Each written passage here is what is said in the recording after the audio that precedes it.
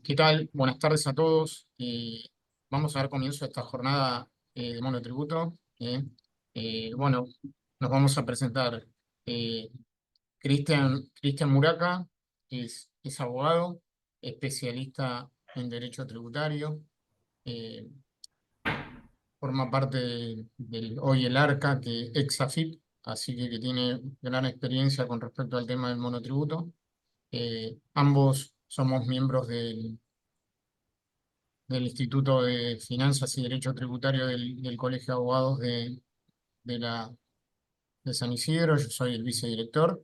Y bueno, la idea es que hagamos una charla eh, más que nada interactiva. ¿Qué significa interactiva? Que cuando se vaya planteando alguna inquietud o alguno de los participantes tenga alguna duda o quiera aclarar algún tema, o nos mande una pregunta por el chat, así en ese momento interrumpimos la, la exposición y evacuamos las consultas, porque capaz que pueden ser consultas que le pueden servir a todos los presentes, y vamos haciendo así que vamos a hacer algo interactivo, ¿eh?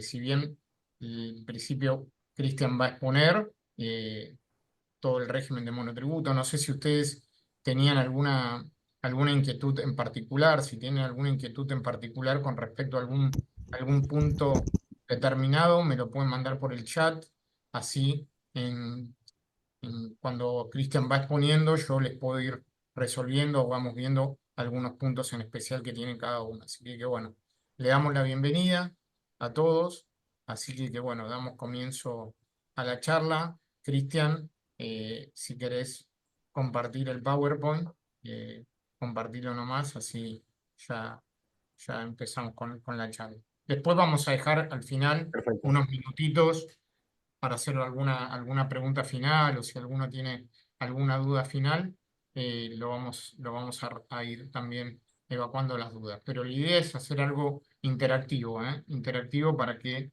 todos puedan ir sacándose las dudas que tienen con respecto al régimen, puedan preguntar algunas cuestiones puntuales que ustedes tengan. Así que bueno, Cristian, cuando quieras.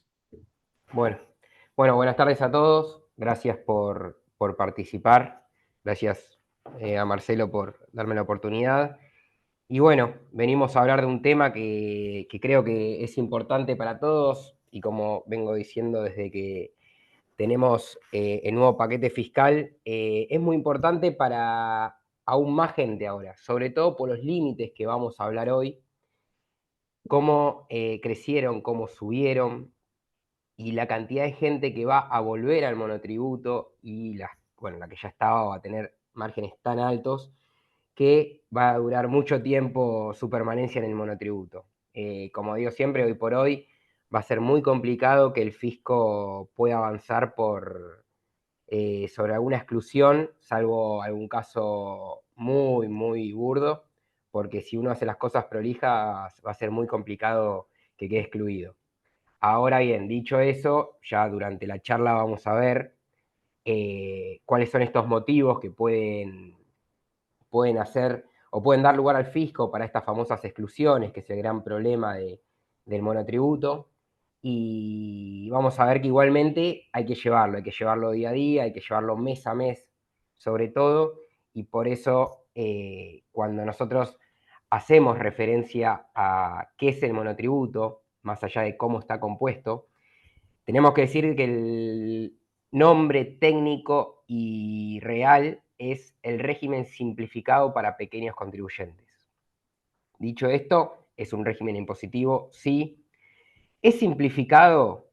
A ver, es lo que marcamos siempre, no es simplificado, porque por más que parezca fácil, a lo que tal vez la palabra simplificado hace es a esto que vamos a ver ahora, cómo se incluyen o involucran, ¿sí?, distintos aspectos, distintos componentes que hacen al impuesto, que si no estaríamos en el ámbito de este régimen, sino que estaríamos en el ámbito de lo que podemos llamar el responsable inscripto o el régimen general, propiamente dicho, ¿sí?, tendríamos que hacerlo uno por uno. ¿Qué es hacer uno por uno? Cuando hablamos del monotributo, hablamos de tres componentes y por eso el simplificado. Hablamos del componente impositivo, que lo incluye el monotributo. Y este componente impositivo, ¿qué nos dice? Que vamos a incluir y el impuesto al valor agregado y el impuesto a las ganancias dentro del pago de una sola cuota mensual. No es que vamos a tener que presentar declaraciones juradas, no vamos a tener que hacer algún tipo de cuenta o llevar libros especiales de nuestra contabilidad con respecto a esto, sino que lo que vamos a tener que hacer es únicamente pagar la cuota mensual. Esta cuota mensual, como les digo, tiene un componente impositivo, porque dentro de ese pago incluimos IVA y ganancias como aspecto principal. Pero no termina ahí. Este impuesto tiene dos componentes más, que vuelvo, si tendríamos que pasarnos al régimen general o estamos en el régimen general, tendríamos que aportar de forma autónoma. Por un lado, al componente, le vamos a llamar al componente previsional, los famosos aportes jubilatorios, ¿sí? Lo tendríamos que hacer, por ejemplo, a través de una caja o a través de lo que corresponda, pero no dentro del pago de esta cuota que sí nos facilita o simplifica el estar dentro del monotributo. Y por otro lado, la obra social, esa posibilidad que me da la obra social a mí, el monotributo a mí, de tener una obra social, de tener una obra social únicamente contra el pago mensual de la cuota. Entonces, cuando hablamos de simplificado, hablamos de esta simplificación, de esta posibilidad de que en una sola cuota mensual ya se cumpla con estos tres componentes y no los tengamos que hacer por separado como si pasa en un régimen general. Ahora, es simplificado por ese lado, como decimos siempre, no desde la contabilidad, desde esa necesidad de llevarlo día a día o llevarlo mes a mes para no caer en alguna de las causales de exclusión. Porque caer en una de las causales de exclusión quiere decir lisa y llanamente que perdemos todos estos beneficios. Tenemos que manejarnos con el componente impositivo de lo que es IVA, de lo que es ganancias, por separado, presentando sus declaraciones juradas correspondientes con la periodicidad que corresponda. Tenemos que aportar los aportes jubilatorios, como decíamos, a una caja o a lo que corresponda, pero para tenerlos a futuro. Y tendríamos que salir a contratar una obra social como nosotros querramos, porque ya no nos la va a dar la cuota del monotributo. Pero por ese lado simplificado, no por esta necesidad de llevarlo día a día. Completando el nombre, hablamos de que este régimen simplificado es para pequeños contribuyentes. Ya vamos a hablar un poco de los antecedentes. Cuando hablamos del régimen simplificado, tenemos que ubicarnos en el año 97-98 y sí, efectivamente era para los famosos pequeños contribuyentes. Hoy tal vez con estas modificaciones... Cristian, Sí, sí, ¿no querés ir pasando las filminas? ahí está, ahí paso, ahí pasé. Ahí, como decíamos, No, no sé, te van eh, pas Cristian, no, no van pasando, ¿eh? no pasaron, no están viendo No, antecedentes y normativa vigente. no, estamos en el régimen simplificado. Ahí, ahí, bueno, ahí sí. Ahí estamos, que es el antecedentes, ok. Ok. Ahí, Ah, ¿ven antecedentes ustedes? sí, ahora sí. Ok. Bueno, como les decía, para hablar de este régimen, cuando hablamos del régimen simplificado para pequeños contribuyentes, tenemos que irnos al año 98, que es cuando se crea. La idea un poco de este régimen fue intentar hacer desaparecer al responsable no inscrito, esa persona que no aportaba, no aportaba nada, pero igualmente llevaba adelante un comercio, llevaba adelante su negocio. Entonces, con este régimen se buscaba llegar a, ese contribuyente que como siempre se puso el ejemplo, eran esos pequeños kiosquitos, esos pequeños comercios que únicamente prestaban un servicio, pero, o vendían una cosa, ya vamos a hablar de esta distinción, pero sin aportar nada. Bueno, con este régimen lo que se hizo a partir del año 98 con la ley 24.977 es crear la figura del monotributo. Hoy, como les digo, con esta nueva tabla, con estos nuevos parámetros y con estos nuevos máximos de ingresos brutos anuales que le permiten tener a los monotributistas, tal vez salgamos un poco de lo que es pequeños contribuyentes. Pero bueno, el nombre sigue igual. Yo voy a avanzar, capaz que ustedes, ahora sí, estamos en normativa vigente, Y acá es alguna de la normativa vigente que tenemos actualmente, y la que más me importa es la primera, la famosa ley 26.565. Esta ley, ¿sí?, es muy importante. ¿Por qué? Porque es la que vino a modificar sustancialmente la ley 24.977. Después tuvo sus modificaciones, sobre todo con la ley 27.430 de reforma tributaria, hoy con el paquete fiscal y con su decreto reglamentario del 1 del 2010. A ver, esta ley 26.565 es lo que nos dio el monotributo como lo conocemos hoy. La base troncal del monotributo surge de esta ley, ya sea el famoso artículo 20 como lo conocemos hoy. ¿Por qué? Porque las leyes que las fueron modificando, como les digo, sobre todo el tema de la 27.430 de reforma tributaria, lo que hizo fue cambiar algún que otro elemento sustancial, pero modificó artículos, modificó apartados, números, pero nada tan sustancial como sí lo hizo la ley 26.565.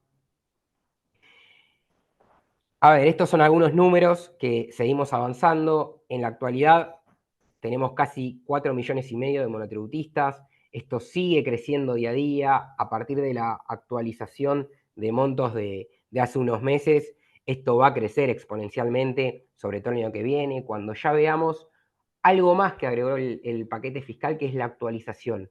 Y como la actualización ya sigue un índice que, bueno, ya se imaginarán, pero va a crecer día a día este número que vemos acá. Porque, bueno, a ver, van a volver muchos contribuyentes para volver a obtener sus beneficios. Un punto que es el segundo párrafo de esta filmina y es muy importante. Este régimen es optativo.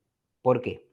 Porque uno sabemos que el régimen general es la regla, ¿sí? Yo puedo estar, por más que respete todos los parámetros que me obliga a mí el monotributo para permanecer, si yo quiero, porque prefiero estar en el régimen general, porque sé que voy a crecer a futuro y después no me quiero pasar.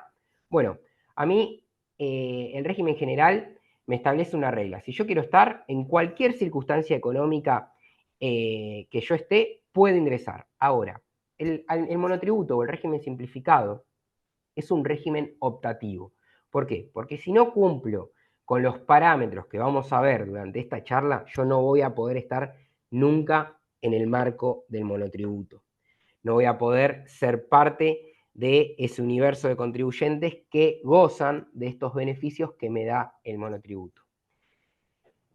Y así, a grandes rasgos y como cuestiones preliminares que vamos a ver más adelante una por una, vamos a hablar de distintas cuestiones que yo tengo que cumplir para estar dentro del régimen, ¿sí? Por un lado, la cuestión más importante, el aspecto más importante, o el parámetro, como lo llaman los libros, más importante, es el parámetro de los ingresos brutos. Cuando hablamos de ingresos brutos, tenemos que hablar de tenemos que respetar dos elementos. Por un lado, el elemento anual, el elemento anualizado. Tenemos que saber que cuando hablamos de monotributos siempre vamos a hablar de este elemento anualizado. ¿Por qué? Porque siempre tenemos que tener en cuenta los 12 meses calendario. Pero no tenemos que tener en cuenta un periodo fiscal estandarizado, por ejemplo, del 1 de enero al 31 de marzo, del 1 de enero al 31 de diciembre. Sino cuando hablamos de un periodo fiscal para el monotributo, tenemos que hablar únicamente de 12 meses, ya sea del 1 de enero al 31 de diciembre, o si ya pasamos del 1 de febrero, vamos a ir al 31 de enero, siempre contando 12 meses. No importa acá algo estandarizado, sino 12 meses. Bueno, dentro de esos 12 meses tenemos que tener en cuenta que el primer parámetro que tenemos que tener en cuenta, y es el más importante, es el hecho de nuestros ingresos brutos. Nuestros ingresos brutos que vamos a obtener en el marco de nuestra actividad. Y ya vamos a ver qué actividad, ya vamos a ver cuál es el monto que hoy estamos hablando, cómo se actualiza y cuáles son esos ingresos excluidos. Dicho esto, tenemos que pasar en un orden de jerarquía al segundo parámetro más importante, que hablamos del parámetro físico. Cuando hablamos del parámetro físico tenemos que incluir tres Cristian, aspectos. Sí, anda pasando las filminas, porque se quedó en cuestiones preliminares. ok, ok. Yo voy y vengo con las filminas, ustedes no sé si me van viendo, pero bueno. Pero Eh, te pasaste. Ah, bueno, sí, ahí está. no, no, no, está bien, yo voy y vengo porque yo sé las filminas con lo que voy hablando, por eso. Ah, ok. Bueno, segundo aspecto o segundo parámetro, tenemos que hablar de tres cuestiones muy importantes. Por un lado, vamos a hablar de las magnitudes físicas. Cuando hablamos de magnitudes físicas, son dos cuestiones que vamos a tener que tener en cuenta. Por un lado, la superficie. ¿Qué es la superficie? Es el espacio que le damos a prestar esa actividad que va a estar en el ámbito del impuesto, en el ámbito del monotributo. Como siempre digo, el decreto reglamentario nos viene a establecer algunas exenciones, nos viene a establecer más o menos, porque no está muy bien dicho cómo cuantificar, porque a ver, ustedes me pueden decir, pero yo tengo un depósito, pero yo tengo una bodega, pero yo tengo un espacio, tengo 2 pisos porque soy un restaurante, bueno. Hablando mal y pronto, el fisco siempre tiene en cuenta algo por sobre el resto de las medidas. Usted tiene que tener en cuenta el mostrador, desde el momento desde el lugar de donde están atendiendo hacia la puerta. Así es la forma de cuantificar la superficie para el monotributo. Desde el mostrador, desde donde se atiende, hacia la puerta de entrada del local, es lo que vamos a tener en cuenta. Ya vamos a ver que, por ejemplo, como les decía recién, lo que son bodegas, lo que son depósitos, ¿sí? O lugares de guardado, no lo vamos a tener en cuenta a los fines de cuantificar la superficie. En el segundo lugar, acá lo vamos a ver entre paréntesis, tenemos lo que son la energía eléctrica, ¿sí? La energía eléctrica también tenemos que tener en cuenta en la factura de luz el kilowatt que nos viene mensualmente y también lo tenemos que cuantificar a los 12 meses. Recién ahí vamos a saber cuánto efectivamente gastamos en los 12 meses, sumando todas las facturas y para ver si estoy dentro de los límites del monotributo. Dicho esto, tenemos que hablar del último, que es alquileres devengados. Cuando hablamos de alquileres devengados, tenemos que hablar de algo muy importante que es el contrato de alquiler. El contrato de alquiler, hoy ya vamos a ver cómo se elevó el monto, hablamos de 4,5 millones que se puede llegar a tener como contrato de alquiler. Pero ¿qué pasa? Como Te hablamos de puedo hacer alquileres, Cristian, eh, sí, una consulta para que quede claro. Esos 4,5 millones es un monto anual. sí, ¿Eh? ahí vamos. O sea, cuando nosotros tenemos el contrato y como nos habla de alquileres devengados, normalmente nosotros firmamos un contrato por 24 meses, ¿sí? Ese monto, ese contrato nos va a decir que durante el plazo de 24 meses, puede decir que en 24 cuotas vamos a pagar tanto de alquiler. Lo que tenemos que hacer para llevar nuestra contabilidad de forma correcta, tenemos que multiplicar la cuota mensual por 12, porque como bien decía Marce, esto también es anual. Al ser anual, ¿sí? Una vez o el día que firmemos nuestro contrato, nosotros ya vamos a saber la obligación que tenemos, por eso de vengado, hacia futuro. Pero no me interesa si yo firmé un contrato de 24 meses por el monto de 7 millones, 10 millones, 15 millones. Yo tengo que agarrar, tengo que saber a los 12 meses, en virtud de las cuotas que voy a pagar, cuánto cuánto es la cuantificación, cuánto daría la suma. Y no puede superar los 4,5 millones al día de hoy. ¿Sí? A partir del 1 de enero ya vamos a ver que se va a actualizar y esto va a crecer. Pero como son alquileres desvengados y siempre tenemos en cuenta los 12 meses, yo tengo que agarrar el contrato, multiplicar por 12 mis cuotas, si es que está dividido en cuotas, y no puedo superar el monto que me dice la tabla de monotributo, hoy 4,5 millones. Tenemos en cuenta una cosa, la FIP, o bueno, ARCA hoy, al momento de fiscalizar este parámetro, manda un requerimiento, solicita que se aporte el alquiler, ¿sí? Del contribuyente, y el contribuyente ya queda comprometido, porque esto es un criterio de vengado, es un parámetro de vengado. Entonces, el fisco puede pedir el primer mes que se firmó el alquiler, ya puede pedir el contrato cuantificar y el contribuyente no puede decir, mira, no pagué todavía porque vos me estás cuantificando solo una cuota que no supero los montos. No, a ver, uno queda comprometido y ya la otra parte, en este caso quien alquile, va a tener el derecho a cobrarlo. Entonces el fisco por ese lado va a decir, vos ya te comprometiste, me tenés que cumplir con, vos no cumplís con los parámetros, tendrías que excluirte del monotributo, y que ya lo vamos a ver más adelante. Bueno, estos son los primeros parámetros que son los más importantes y son como cuestiones preliminares que vamos a ver particularmente, pero son los más importantes para que nos empecemos a poner en tema. Dicho esto, y previo a pasar a los otros parámetros, que lo vamos a ver con sus respectivas causales de exclusión, quiero hablar de los requisitos subjetivos del monotributo, porque es algo muy importante y es algo que modificó la ley bases.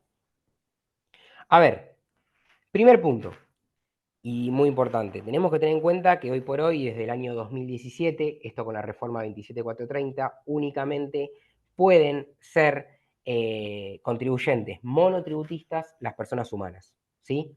Previo a la modificación de la ley 27430, podían ser contribuyentes monotributistas las personas jurídicas, únicamente en sus aspectos. Eran las personas jurídicas, sociedades irregulares o sociedades de hecho, no las sociedades anónimas, sociedades de responsabilidad limitada. Pero hoy por hoy ninguna, ni siquiera estos dos tipos de sociedades irregulares y de hecho que le he mencionado.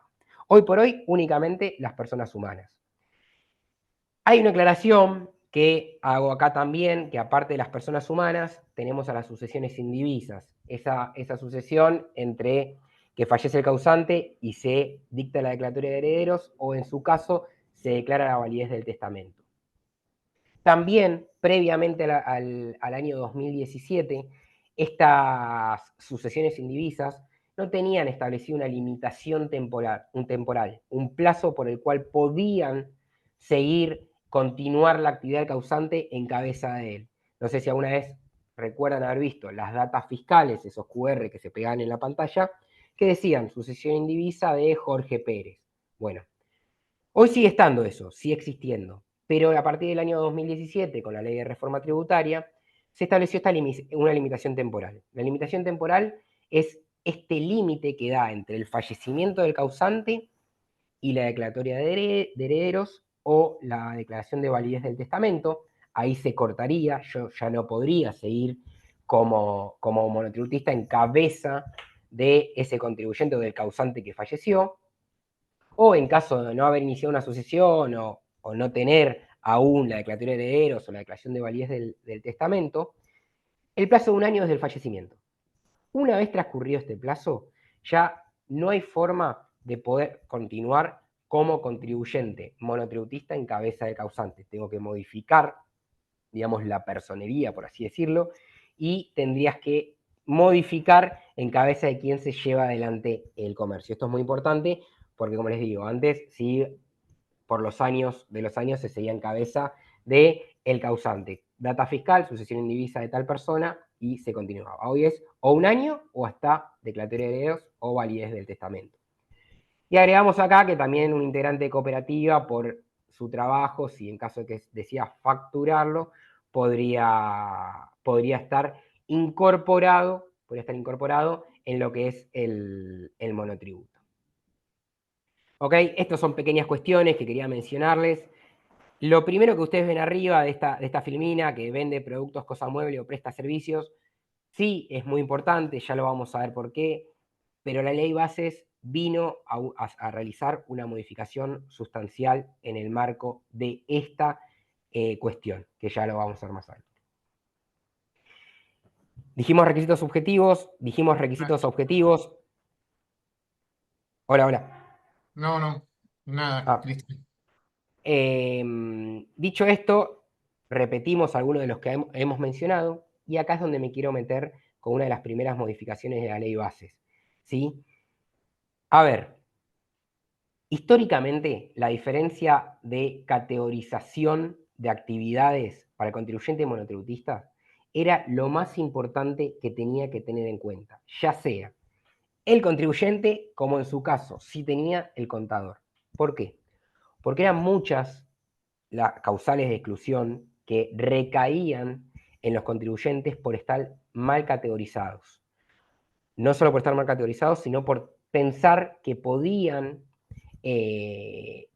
usufructuar los beneficios de una categoría cuando eran otra. El nomenclador de actividades del fisco, que es interminable, están todas las actividades que nosotros nos podemos imaginar, ¿sí? A nivel monotributo tiene una distinción muy marcada. Hay una distinción sustancial entre aquel contribuyente que venda cosas, muebles, y aquel contribuyente que preste servicios. Hoy, charla en el Colegio de Abogados, tengo que decir que a nosotros, o a la mayoría de, tal vez de los que estamos acá conectados, abogados o contadores, les va a importar lo que es la prestación de servicio. Prestación de servicio, servicios jurídicos, servicios contables, servicios médicos, servicios de escribano, ¿sí? Y por otro lado tenemos lo que es venta de cosas muebles. Cuando hablamos de venta de cosas muebles, hablamos del local que vende la ropa, el supermercado, ¿sí? Bueno, históricamente, aquel contribuyente que estaba inscrito en lo que es alguna categoría de venta de cosas muebles, siempre tuvo más beneficios. Cuando hablamos de más beneficios, yo voy a bajar acá y voy a ir a la tabla de monotributo. Esta es la tabla de monotributo como copié y pegada de la página FIP a hoy, al día de hoy. ¿Sí? Vamos a ver que tenemos categorías de la A a la K, ¿sí? Con sus respectivos parámetros. Después, si ustedes llegan a entrar actualmente a la página, se van a encontrar con un agregado de unas columnas a la derecha. Esas columnas a la derecha hacen referencia a los montos del pago de impuestos, según la categoría en que estén. Bueno, hoy por hoy, esta tabla, ¿sí? Es la que tienen que respetar hasta la K, ya vamos a ver por qué, todos los contribuyentes, ya sea venda cosas muebles o preste servicios. Hasta hace meses, previamente al dictado del paquete fiscal de la ley 27.743, los prestadores de servicio, como por ejemplo los abogados, los contadores, ¿sí? Únicamente podían llegar a tener ingresos o el alquiler de vengado, pero bueno, ahí se repite, pero sobre todo los ingresos brutos de la primera columna hasta la categoría H. Tiene una lógica que aquellos vendedores de cosas muebles puedan llegar hasta la categoría K, sí tiene una lógica. ¿Por qué? Obviamente es el costo que les insume a ellos llevar adelante el local. El contribuyente al prestador de servicios prácticamente no tiene costos para llevar adelante su negocio, como sí lo tiene aquel que venda cosas muebles. Bueno, hoy por hoy, todos, ya sea el vendedor de cosas muebles como el prestador de servicios, tiene que tener en cuenta la categoría K. Y cuando digo categoría K, algunos se puede acordar que antes de la reforma 27430, también año 2017, también hubo un cambio sustancial a nivel categorías. ¿Por qué? Previo al año 2017, si un contribuyente era vendedor de cosas muebles, prestador de servicios, sin ningún tipo de problema, y estaba en la categoría A, tenía que mirar todos los parámetros de su categoría. No podía mirar otro parámetro. ¿Por qué? Porque si superaba uno de los parámetros de su categoría, quedaba excluido inmediatamente. A partir del año 2017, esto se modifica y se establece que si yo estoy hoy por hoy en la categoría A, ¿sí? Ingresos brutos anuales máximos 6.400.000, bueno, si yo lo supero y llego a 10 millones, tendría que estar en la categoría C, porque también supero la categoría B, no quedo excluido, sino que me tengo que recategorizar, únicamente tengo que subir de categoría. Bueno, eso se modificó en el año 2017 y esto está desde hace 7 años con este nuevo régimen. ¿Sí? A ver, hasta el dictado de la ley bases, seguíamos con este régimen, hasta que yo era prestador de servicios, mi máxima categoría de la A a la H era la H, eran 44 millones. Yo no podía superar esa categoría. Si era venta de cosas muebles, sí, tenía la posibilidad de llegar a la K, a la máxima. Bueno, hoy eso desapareció. Todos podemos llegar hasta la categoría K. ¿Sí? Si yo me paso de mi categoría, pero no excedo el límite máximo de la categoría K, únicamente tengo la obligación de recategorizarme. Ustedes me van a decir, pero ¿dónde está la diferencia entre el prestador de servicio y aquel que venda cosas muebles. Cuando yo les dije que la lógica razonable era por el costo que tenía el contribuyente que vendía cosas muebles versus el que prestaba servicios. Bueno, hoy por hoy hay una diferencia. La diferencia es el pago del impuesto mensual del monotributo. Estamos hablando de que es un pago que prácticamente, o les diría que a veces más, duplica el monto. ¿Sí? ¿Qué quiere decir? Si yo soy venta de cosas muebles y estoy en la categoría más alta, porque es lo que me corresponde, voy a pagar mucho menos que si estoy en la categoría más alta, pero presto servicios. Entonces, seguimos ponderando y seguimos teniendo en cuenta lo más importante que es a nivel monotributo y requisitos objetivos, los ingresos brutos. Los ingresos brutos dentro de qué? Ahora vamos a hacer un mix, requisitos subjetivos, la actividad en la que estoy inscrito. Entonces, todo tiene que ver con todo. Seguimos con los requisitos objetivos, subimos acá, habíamos hablado de la superficie, de la energía y de los alquileres de vengados. Hay otros requisitos, como por ejemplo, que no hayan realizado importaciones de cosas muebles y de servicios. Esto también, ustedes me pueden decir, pero mira, yo soy abogado y la realidad es que yo quiero importar porque me gusta una remera, porque quiero un electrodoméstico, ahora con estas modificaciones de los últimos días de lo que se puede llegar a importar. Bueno, a ver, así estuvo redactado históricamente. Hace unos años se agregó algo que ya existía, pero bueno, ahora ya lo encontramos explícitamente, que es, yo no puedo importar, ¿sí? Yo no puedo importar cosas muebles, yo no puedo importar servicios, siempre y cuando esos servicios los coloque en el mercado a través de mi actividad, ¿sí?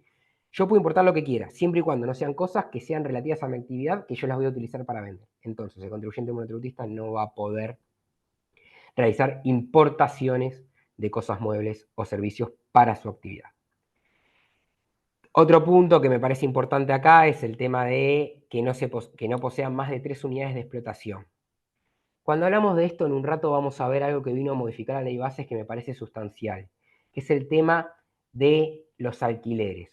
Cuando hablamos de alquileres, vamos a ver qué pasa con los inmuebles a partir de hace unos meses, cuando se modificó con el paquete fiscal el régimen simplificado. Y capaz que esto sí es importante y mucha gente a veces no lo sabe, tal vez el contador se lo está diciendo recién ahora, pero es muy importante porque vino a solucionar muchos problemas y vino a facilitar la posibilidad de, entre comillas, blanquear los alquileres a través de contratos, Cristian, perdón. Cristian, Sí, te hago sí, una pequeña consulta acá para que quede un sí, poco más claro con respecto a las tres unidades de explotación.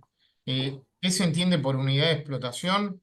Supónganle que ustedes tengan un taxi, sean abogados, a su vez tengan un kiosco y a su vez tengan un inmueble en locación. Ahí tendrían cuatro unidades de explotación. Entonces quedarían excluidos del monotributo. Entonces pueden tener hasta tres unidades de explotación, no más de tres. ¿Entienden cómo es el concepto de unidad de explotación? Porque uno puede quedar excluido no por los montos, no por los parámetros, sino por este tema, que son las unidades de explotación y qué se entiende por unidad de explotación. O sea que también yo no podría tener, como acá dice cada espacio físico, no podría tener cuatro kioscos o tener un kiosco, un taller mecánico, un taller de pintura y a su vez ser abogado. No porque quedaría excluido porque supero las tres unidades de explotación. ¿Eh? Más que nada para aclararlo, este punto. perfecto, sí, exactamente. Eso que ahí como menciona Marce, es lo que vamos a ir viendo más adelante, como estos parámetros o estos requisitos objetivos que yo tengo que cumplir para estar dentro del régimen simplificado, después son receptados por el artículo 20 y como dice Marce, si yo no cumplo en este caso o tengo más de 3 unidades de explotación o actividades económicas, quedo excluido y me tengo que pasar obligatoriamente al régimen general. Hay Y una de, cuestión, Cristian, que me sí, gustaría aclarar también. El sí, tema por lo general, cuando uno percibe honorarios judiciales, no tiene la obligación de emitir una factura, ¿eh?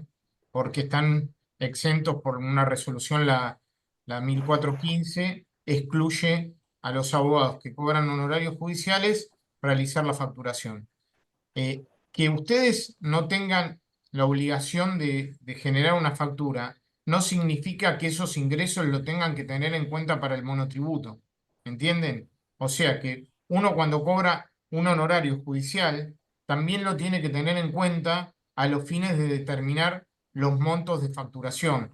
Por eso a veces es conveniente, independientemente que no tengan la obligación de facturar los honorarios judiciales, que hagan una factura, porque cuando ustedes hacen el control de los ingresos, puede ser que no tengan en cuenta esos honorarios judiciales y queden excluidos. ¿Eh?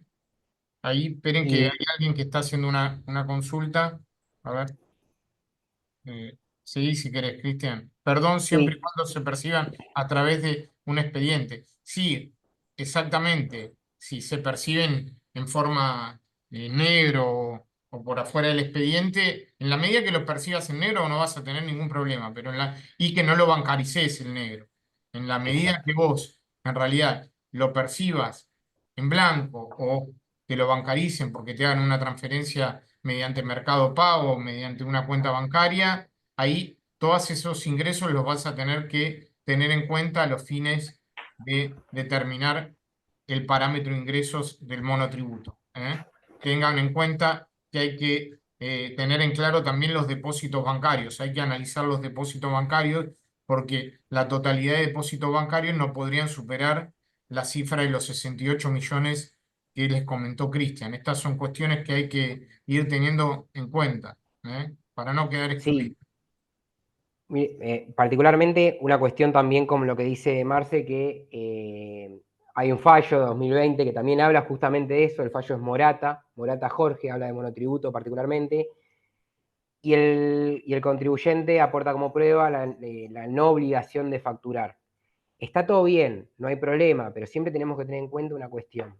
Ya vamos a ver más adelante que una de las causales de exclusión más importantes para los monotributistas es el tema de los gastos de índole personal. Porque, a ver, está todo bien. El monotributo nos establece un montón de parámetros, nos establece un montón de cuestiones. Pero, al mismo tiempo, también nos establece limitaciones. ¿Cuál es la limitación principal de los gastos? Es la facturación máxima. A mí me deja facturar hasta 68 millones el parámetro máximo de ingresos brutos del monotributo.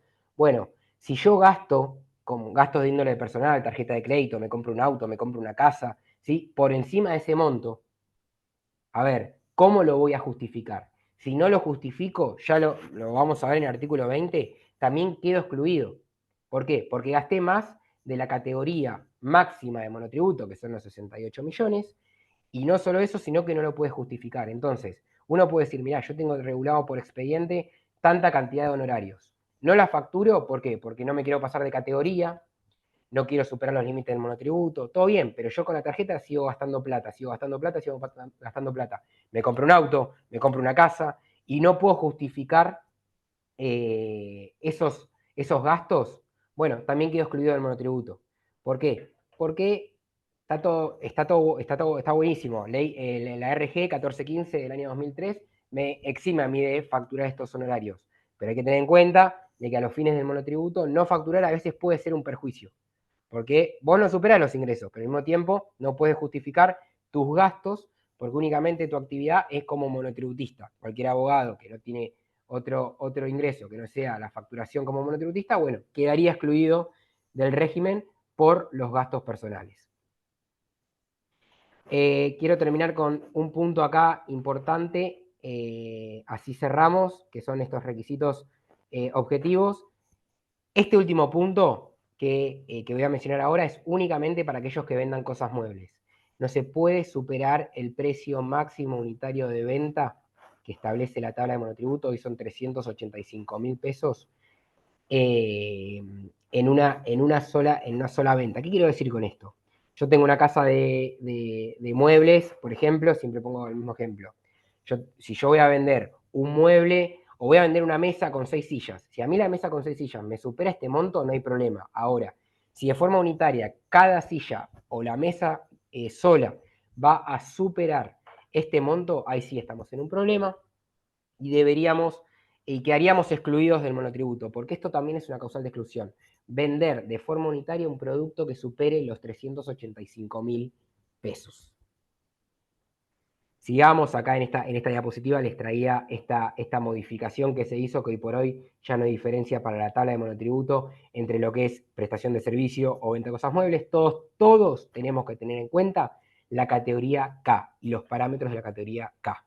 Y acá también es importante tener en cuenta que cómo se va a actualizar a partir del año fiscal, del periodo fiscal 2025, el monotributo. Esto también lo viene a incorporar la ley, el paquete fiscal o la ley bases y su paquete fiscal, que es a partir de los meses de enero y julio se va a analizar, se va a ver cuánto fue el IPC de los 6 meses anteriores según la tabla del INDEC, y bueno, se van a actualizar los montos, pero como se actualizan los montos de la tabla, también se va a actualizar los valores de la cuota, hay que tener todo en cuenta. Entonces, este es un punto importante, porque antes modificaba, en septiembre modificaba, se aplicaba en enero, ahora en enero y en julio se cuantifica y cada 6 meses vamos a tener los nuevos valores a futuro. Acá, a ver, bueno, siguiendo un poco con la lógica de los requisitos objetivos y lo que tenemos que tener en cuenta. Si yo voy a iniciar mi actividad como monotributista, ¿qué tengo que tener en cuenta? A ver, puede ser de que venga del régimen general, tengo que ver los últimos 12 meses que pasaron, o puedo venir de cero. Si yo vengo de cero, no tengo otra actividad, bueno, arranco. Lo que permite el monotributo es que cada 6 meses yo puedo recategorizarme. Se abre una ventana, me recategorizo, si corresponde, y si yo no tengo nada, también el monotributo en su decreto reglamentario establece una potencial anualización. Agarro todos los ingresos que tengo en estos 6 meses, los anualizo y veo, bueno, a ver, ¿qué pasa a los 12 meses? ¿O qué pasará a los 12 meses? Bueno, cuando me da esa cuenta, lo que me dé esa cuenta va a decir que, por ejemplo, ¿no? Yo estoy en la categoría A, porque no tengo otro ingreso, no sé ni cuánto voy a ganar. Estoy en la categoría A, para saber que yo estoy bien categorizado, voy a bajar un poco, tengo que ver estos 5 puntos de la tabla. Tengo que ver ingresos brutos, tengo que ver la superficie afectada de la actividad, la energía eléctrica consumida, los alquileres y el precio unitario. ¿Ok? Bueno, precio unitario porque vamos a ponernos en el ejemplo que yo vendo cosas muebles. Bueno, llegan los primeros 6 meses. ¿Sí? Yo, como no tenía nada, estaba en cero al mes 1, voy a la anualizo. Tengo que ver los 5 parámetros, tengo que ver los 5 aspectos que estoy mencionando. Y no puedo superar ninguno. En la categoría en la que no supere ninguno es en la que voy a estar bien inscrito. El ejemplo más claro es, yo, la superficie afectada, la energía eléctrica, los alquileres de vengados y el precio unitario, que por más que sea para todos lo mismo, estoy en la categoría A, en la más baja. Pero a nivel facturación, estoy en la categoría E. Bueno, esto no es promedio, esto no es ponderación, nada. Tengo que ir a donde estoy en la categoría más alta. Entonces me tengo que escribir en la categoría E. No importa que los otros parámetros sean la más baja. Siempre me tengo que parar en el parámetro que dé más alto. En esa categoría es la que corresponda, que es la que corresponde que me tengo que inscribir. Entonces eso también lo tenemos que tener en cuenta. Si yo arranco en cero, primer punto, a los 6 meses la FIP me da la posibilidad de anualizar. Anualizo, hago la cuenta, digamos, simbólica, porque es una suposición, y veo, bueno, a ver, mirá, yo me inscribí en la A porque no tenía nada, pero me correspondería estar por ingresos brutos en la G. Listo, subo hasta la categoría G, me recategorizo y listo. Si no lo hago, a partir de ahí, el fisco ya tiene la potestad de recategorizarme de oficio. Se me va a cobrar la Cristian, diferencia. ¿Sí? Cristian, una consulta. Sí, Suponele que en realidad el contribuyente ya tenga el contrato de alquiler. sí, Entonces, ahí podría determinar cuál es su categoría en función de el alquiler de vengado exactamente. anualmente, ¿eh? O Exactamente. también podría, si no realizó todavía ninguna actividad, podría determinar a qué categoría corresponde, eh, analizando la superficie expectada de la actividad, como vos dijiste, ahí desde el Exacto. mostrador hasta la puerta de ingreso. Esos dos parámetros son los dos parámetros que puede haber tenido sin realizar ninguna actividad. Entonces, ahí ya tiene una estimación razonable, como para poder inferir los 6 primeros meses, ¿no? Exactamente, exactamente. Esos son como parámetros fijos que a partir, o sea, desde el momento cero ya los tenés. Ok. Y igualmente los vas a volver a tener en cuenta los 6 meses en el caso de que se haya modificado algo. Es raro que una superficie afectada, salvo que te mudes, y alquileres de vengados, si son por 24 meses, porque un local comercial, por ejemplo, seguramente el contrato ya está. Una Esto, cuestión práctica, eh, perdón, sí, no, decime, Marci. contá la cuestión práctica que ibas a decir, capaz que es lo mismo que yo voy a decir. No, la cuestión práctica es que a veces hay que tener en cuenta la forma de actualización de los alquileres, porque los porcentajes ya no se actualizan de una forma fija, porque de la forma fija sí tenemos algo real. Hoy por hoy, si lo hacemos en base a índices, por ejemplo, el IPC, bueno, hay que tener mucho cuidado con eso. ¿Por qué? Porque no sabemos hasta que transcurren si es trimestral, actualización, si es semestral, cuánto es el monto fijo, o el monto, perdón, fijo no, el monto a pagar en base al porcentaje aplicable. Entonces, hay que empezar a hacer cuentas, y eso también puede inferir en una recategorización del monotributo. No sé si era eso, Marcelo, lo que vas a No, yo decir. lo que quería comentar es lo siguiente, que siempre hay que ir llevando una cuenta corriente de los últimos 12 meses, ¿eh? Una cuenta corriente, porque independientemente que hoy en realidad las cifras sean 68 millones, mucha gente está al límite.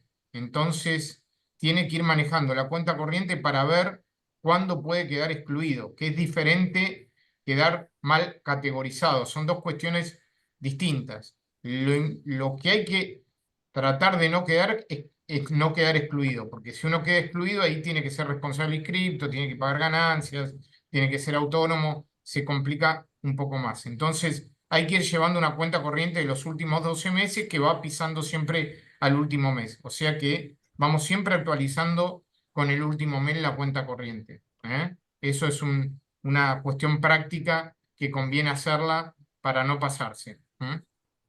Exactamente. Eso, a ver, si uno tiene un contador, el contador tiene que ir llevándolo, y si uno no tiene contador, de forma personal, lo ideal, o en realidad no lo ideal, lo obligatorio, le podría decir yo prácticamente, es llevar esta cuenta corriente que dice Marce, porque inmediatamente se pasen de alguno, de cualquiera, de los parámetros, de uno solo, vamos a quedar excluidos. Y ahora en minutos es hacia donde vamos con este tema de exclusión. Previo a eso, un par de cuestiones más. Por ejemplo, y muy importante a nivel de ingresos brutos, ¿qué tenemos que excluir? A mí me gusta esta diapositiva, sobre todo, que es el tema de cualquier ingreso relativo a lo que es relación de dependencia, a una jubilación, a una pensión, ¿sí? O a una realización de bienes de uso, no suman a los fines del parámetro de ingresos brutos. Únicamente suman lo facturado en concepto de la actividad por la cual se dio de alta el contribuyente en el monotributo. Otro parámetro no suma. Un punto importante es que si, por ejemplo, ¿no?, nosotros trabajamos en relación de dependencia, ¿sí? Y obviamente hay aportes. Yo tengo que ir a la tabla de monotributo, ver la parte de cuánto salen cada cuota, depende de la categoría que esté, y no voy a pagar el total, únicamente voy a pagar el componente impositivo, ese componente que hace referencia al IVA y hace referencia al impuesto a las ganancias. Todo lo referido al componente previsional y al componente de obra social no lo aporto. Entonces veo cuál es el total, le resto esos dos componentes y únicamente pago el componente impositivo. Es un punto importante. Esta es la importancia de tener ingresos en relación de dependencia. Por un lado, lo que voy a pagar menos de cuota, y por otro lado, eso que yo percibo en relación de dependencia no suma en relación al parámetro ingresos brutos. Sigamos, estas son las cuestiones que estábamos hablando recién.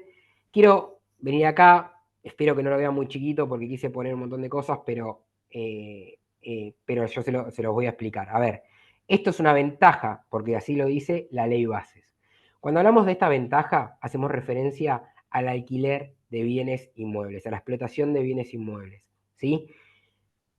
Primer punto, dijimos que no se podía superar como unidad de explotación o actividad económica más de 3. Hasta 3 no hay problema. Ahora bien, la ley base establece que a nivel alquiler de bienes inmuebles, si yo los hago de forma, vamos a decir, formal, legal, a través de un contrato de alquiler, como corresponde, aportado al fisco, bueno, por más que tenga 4, por más que tenga 5, van a contar como uno.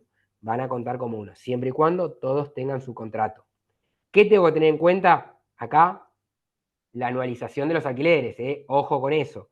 Porque por un lado les digo, chicos, van a poder saltar esa posibilidad de tener más de 3 unidades de explotación, porque si son bienes inmuebles que están en locación, con un contrato como corresponda, y todo legal, aportado, presentado el contrato en el fisco, no hay problema. Esa causal de exclusión de tener más de 3 la van a saltar. Ahora bien, tienen que tener en cuenta, están aportándole, le están dando información al fisco. Esto es muy importante a los fines prácticos porque puede llegar a pasar. Le están dando información al fisco de cuánto le van a pagar por mes de alquiler a ustedes. En ese sentido, tienen que tener en cuenta no superar su categoría a priori para no ser recategorizados por el fisco, pero sobre todo no superar el ingreso bruto máximo de la categoría K. ¿Por qué? Porque para el fisco va a ser muy fácil a los fines prácticos. Ya con leer los contratos que ustedes aporten, ya van a saber cuánto están recibiendo en concepto de alquileres. Entonces eso lo tienen que tener en cuenta. Un beneficio más relativo a esto es que si yo tengo bienes inmuebles hasta 2, con esta forma que les digo, registrado el contrato, presentado ante el fisco y todo bien, únicamente van a pagar el componente impositivo de la cuota, no van a pagar aportes y no van a pagar contribuciones. ¿Sí? Estas son modificaciones de la ley base, y la verdad me pareció importante, es interesante, pero bueno, como les dije una cosa, está buenísimo porque saltamos la posibilidad de tener más de 3 unidades de explotación sin problema. Les tengo que decir la otra. Tengan en cuenta que ustedes van a tener que registrar y aportar el contrato al fisco. El fisco va a tener los números de alquileres que le van a pagar a ustedes mes a mes, lo va a anualizar y ahí no pueden superar la categoría K para no quedar excluidos del monotributo. Sigamos. Marci, yo no veo si hay preguntas. Si querés que responda algo o No, algo, cualquier cosa avisame. yo ya fui respondiendo algunas preguntas. Cuando hay algunas yo te paro y te voy Dale, diciendo, quédate perfecto. tranquilo. Listo. Bueno, sigamos. Eso, Cristian, eso de Decime. los inmuebles es muy importante, porque antes tenías 4 departamentos en alquiler y no podías estar dentro del monotributo, porque se pagaba Exactamente. como una unidad de explotación. Este cambio es muy importante, Este realmente. cambio es uno de los más sustanciales con lo de la unificación de venta de cosas muebles y prestación de servicios en la máxima categoría, sin dudas, porque aparte también el hecho de contar cada uno de los inmuebles por separado hacían a que vos no los declares, vos no tengas un contrato registrado, un montón de cuestiones. Ahora tenés esta facilidad de que cuentan todos los que tengas registrados los contratos y todo bien como uno solo. Y la realidad es que es muy importante porque hay más contribuyentes monotributistas dados de alta en la actividad de locación de inmuebles que los que nosotros creemos. Hay un montón de gente que está dado de alta y ahora más todavía. Pero bueno, tengan en cuenta esta pequeña cuestión de le están dando toda la información al fisco. El fisco sabe todo ahora. Sabe cuánto le van a pagar, sabe todo. Entonces, hay que prestar atención y tener en cuenta para no superar esos montos. Dicho todo esto, lo que contamos del monotributo, los parámetros, la tabla, el requisito subjetivo de persona humana y todo, vamos a lo más importante. Lo más importante es el régimen de la exclusión del monotributo, que es lo más importante, al mismo tiempo lo más feo, porque es un problema muy grande que le puede ocasionar a los contribuyentes el hecho de saltar al régimen general. A ver, sabemos que están las dos posibilidades. Uno lo puede hacer de forma autodeterminativa, sabe que se pasó de alguna de los parámetros de monotributo, entonces automáticamente entra y se pasa. Listo, ese está haciendo las cosas bien, no hay problema, no hay drama. Tenemos que tener en cuenta una cosa, acá yo no tengo la cuestión semestral, yo lo puedo hacer cuando quiera me doy de baja del régimen, eso es importante, no es cada 6 meses como es la recategorización, esto es, cuando yo sé que me va a pasar, me doy de baja, me paso al régimen general y listo. Ahora, si yo no lo hago y el fisco me detecta una inconsistencia, porque no cumplí con alguno de los parámetros, tiene hasta 5 años para fiscalizarme y aplicarme una determinación de oficio. ¿Y qué pasa si me detecta un motivo de exclusión que vamos a ver ahora de a hoy, bueno, 4 años antes? Desde ese momento en adelante, todo lo que haya facturado, yo voy a tener la obligación de pagar IVA, y voy a tener la obligación de pagar ganancias, voy a tener que dar alta en autónomos, voy a perder todos esos beneficios que yo pago con una sola cuota al momento que quedo excluido. No solo eso, sino que voy a tener que pagar en concepto de infracción una multa, y no solo eso, sino que todo lo facturado hasta ese momento va a tener que pagar IVA y ganancias. Imagínense la cuenta que puede llegar a dar hoy por hoy, con un número de 68 millones de pesos, si alguien está al límite, supera ese monto. Facturó en un año 70 millones de pesos y el fisco lo detecta. Dentro de 4 años, bueno, empiecen a hacer cuentas de cuánto va a tener que pagar en concepto de IVA y en concepto de ganancias una vez que se determine de oficio. Es una plata incalculable. Entonces, Aparte tenés otra cuestión más, que no te vas a poder computar el crédito fiscal porque no lo tenés discriminado en las facturas. O sea que ahí vas a tener otro problema más. Entonces, eh, el IVA lo vas a tener que pagar sobre el total, eh, que estaría incluido, exactamente, el IVA estaría incluido en el precio, ¿no? Más que nada. En el valor del honorario estaría incluido el IVA.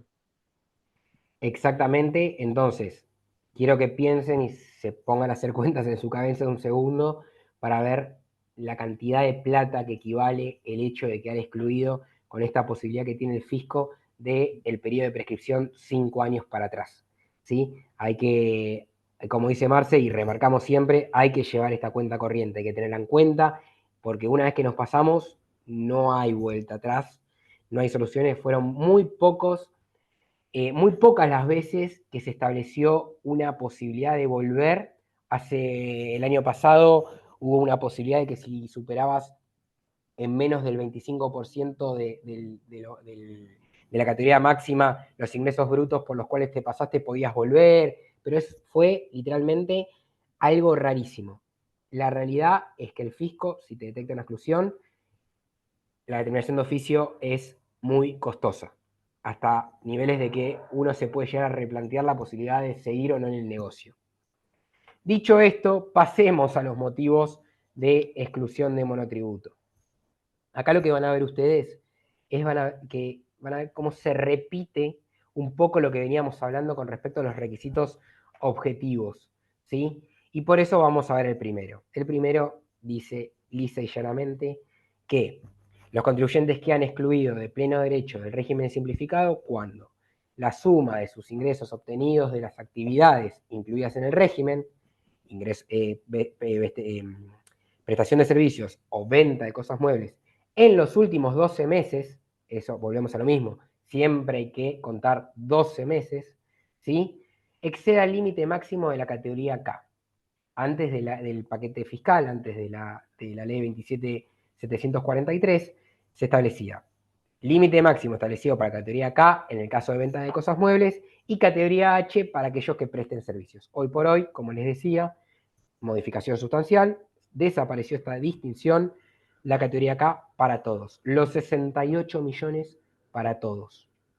Entonces, primer punto y más importante, ¿cuándo quedo excluido? Si supero a nivel facturación, ¿sí? Los 68 millones de pesos anualmente en los últimos 12 meses.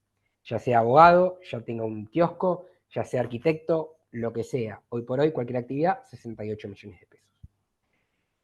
Inciso B, volvemos a los parámetros físicos, volvemos al monto de alquiler y también vamos a los parámetros de la categoría K, según la tabla de monotributo, no puedo superar esos parámetros, no puedo estar por encima de esos parámetros. ¿En todos? No, en uno solo. O sea, ¿ok? Los parámetros físicos son dos, perdón, porque el monto de alquiler lo vamos a hablar por separado. Bueno, con que yo lo supere en uno de estos tres, superficie, energía eléctrica o alquiler de vengado, es suficiente, no hace falta que sean de los tres. Esto, hago un paréntesis, todas estas exclusiones que vamos a ver ahora, que son varias más, yo con únicamente configurar una sola, listo, quedo excluido. No es que no, tengo que ser más de dos, tres, no, es una sola. Bueno, entonces, parámetros físicos, monto de alquiler de vengado, establecidos para categoría K. Acá no hay distinción de actividad, de prestación de servicio o venta de cosas muebles, no hay nada. Yo supero lo establecido para la categoría K y quedo inmediatamente excluido. Vamos al C, volvemos al precio máximo unitario, ese ejemplo que les puse del juego de sillas y mesa, los 385.000 pesos al día de hoy. Si yo supero en la venta de una sola silla como precio unitario facturado ese monto, quedo inmediatamente excluido. Tengan en cuenta de que si en la factura me dice juego de sillas y mesa, no está individualizado y me supera ese monto, a lo sumo lo que puede hacer el fisco es una constatación, puede hacer un requerimiento, puede analizar y ver, bueno, a ver, cuánto sale efectivamente cada componente de ese juego de sillas y mesa. Y recién ahí establecer si corresponde a la exclusión. Si detecta, si constata que supera los 385.000 pesos, ahí sí, chicos, quedan inmediatamente excluidos. Es una exclusión, como se dice para el fisco, fácil. Sigamos. Vamos al inciso D. Yo siempre digo lo mismo, sobre todo para el abogado, es uno de los más importantes. Sobre todo con el puntito este que remarcó Marce con respecto a la resolución general 1415 que exime en el anexo A la posibilidad de facturar los honorarios regulados en el expediente judicial. Bueno, pero tengamos en cuenta una cosa. El inciso D nos habla de aquellos contribuyentes que van a quedar excluidos cuando adquieran bienes o realicen gastos de índole personal por un valor incompatible con los ingresos declarados y en tanto no se encuentren debidamente justificados por el contribuyente. A ver, como les digo, yo prefiero seguir pagando poca cuota, no facturar mis honorarios judiciales, únicamente facturo los extrajudiciales, sin ningún tipo de problema, no hay problema. Pero tengo gastos tengo gastos en la tarjeta, como les decía, me compro un auto. El régimen de información para este inciso del fisco es gigante. Tenemos montos de pago de obra social, todas las facturas electrónicas recibidas, ¿sí? Que no son en concepto de la actividad que presto, como por ejemplo, si me voy de vacaciones y se me factura un vuelo, y por más que lo haya pagado en efectivo, se me hace una factura electrónica. Dije la cuota de obra social, la cuota de colegio privado, ¿sí? Eso también es un régimen de información que lo obtiene el fisco. Entonces, son todos gastos que tenemos de índole personal, como digo siempre, lo que es tarjeta de crédito es el que más suma, es el que más tenemos en cuenta, pero bueno, todo suma y Cristian, sí, te acordás esa campaña que había hecho el fisco con los que habían viajado a ver el Mundial de Brasil? Que por los gastos de la tarjeta y por las percepciones había determinado que no eran exactamente. compatibles los gastos personales con con los ingresos declarados y que vivían en Puerto Madero y eran monotributistas. Eso es un tema que hay que tenerlo en cuenta porque hoy por hoy la FIP tiene muchísimos regímenes de información, de retención y de percepción, donde en realidad tiene una información bastante vasta como para corroborar todas estas cuestiones que Cristian les está comentando. Miren, chicos, yo siempre digo lo mismo, sobre todo con este inciso y con respecto a al prestador de servicios que tiene esta posibilidad, como nosotros los abogados, de no facturar, es que están pescando en la pecera. Y al pescar en la pecera se le llama que uno no sabe ni siquiera la información propia como la sabe el fisco. El fisco sabe más cosas de nosotros que nosotros mismos. Entonces, como dice Marce, en el 2014, también en ese momento, la categoría máxima de monotributo para un prestador de servicios establecía que yo podía facturar como máximo anualmente 400.000 pesos, ¿sí? Al año. Bueno, lo que se hizo, en ese momento se cobraba percepción también al gasto de moneda extranjera, se multiplicó los gastos de tarjeta de crédito se multiplicó esa percepción por los dólares consumidos, se vio cuánto se gastó de tarjeta, era muy fácil, se excluyó a casi el 90% de monotributistas que fueron a Brasil a ver el Mundial. Claro, la vieron fácil, Roland Garros inmediatamente después del Mundial también quedaron excluidos. Creo que fue Wimbledon también una campaña grande que hubo. Y bueno, ya era prácticamente lineal. Se analizaba, bueno, a ver, evento deportivo, hay argentinos sí, se revisaba a ver cuáles eran los contribuyentes que habían viajado, porque, a ver, dicho esto, también obviamente el fisco tiene información de todo lo que son las salidas y entradas del país, tiene un montón de cuestiones, bueno, monotributistas, sí, percepciones también, se hacía una cuenta, literalmente una regla de tres simples, y quedaban excluidos automáticamente los contribuyentes en virtud de este inciso D. Entonces, Vos en ese momento estabas en sí, monotributo, ¿no? Ah, yo en ese bien. momento trabajaba en monotributo, obviamente imagínense los problemas que hubo, pero bueno, a ver, no podían decir nada, no tenían forma de defender. Hoy por hoy, o en ese momento también, los que se podían defender, ¿qué podían aportar? Porque fíjense al final de este inciso, habla de no se encuentren debidamente justificados. A ver, yo les mencioné un fallo antes, que era el fallo Morata. Este contribuyente, por ejemplo, tenía este problema de los ingresos de los gastos personales. Dijo que él no había facturado, por ese lado todo bien, pero no llegaba así todo al monto. ¿Qué pasó? El contribuyente pudo demostrar dos cuestiones. Una, que vendió un auto, ese auto que vendió utilizó esa plata para comprar otro, ahí ya justificó gran parte de los gastos personales que consumió, y por otro lado, demostró la finalización de un plazo fijo. El plazo fijo se terminó, él no lo renovó, la plata salió de su cuenta y a través de eso pudo justificar distintos gastos que iban por encima de la categoría máxima de monotributo. Pero fíjense que esto es hecho y prueba.